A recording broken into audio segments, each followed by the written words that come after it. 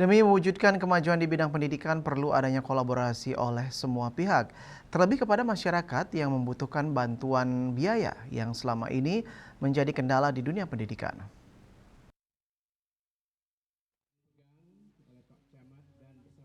Hal tersebut diungkapkan oleh Camat Abian Semal Eda Bagus Putu Mas Arimbawo di sela-sela peresmian kantor Yaga Yingde Group yang bekerja sama dengan Yayasan Narayana Bakti Nusantara.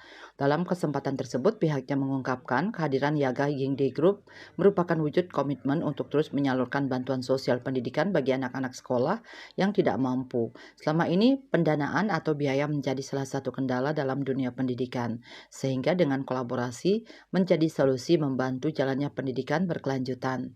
Karena pendidikan sangat berarti pada situasi seperti ini.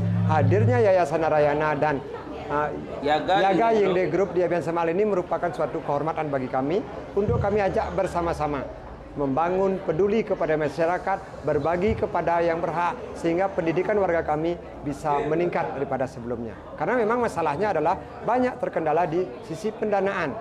Niat belajar ada, orangnya cerdas, tetapi kadang-kadang terkendala di pendanaan. Nah, dengan kolaborasi nanti, hadirnya yayasan ini, tentunya ini sangat berarti. Kita akan melangkah bersama untuk meningkatkan pendidikan di Abian Semal.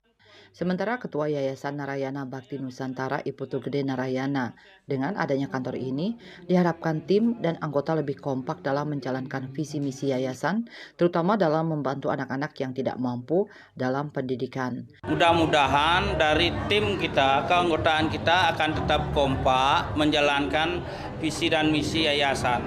Kita harapkan semua aktivitas dari keanggotaan Yaga Yingde Group untuk bisa tetap kompak, bersatu dan tetap kuat. Andika Bali TV.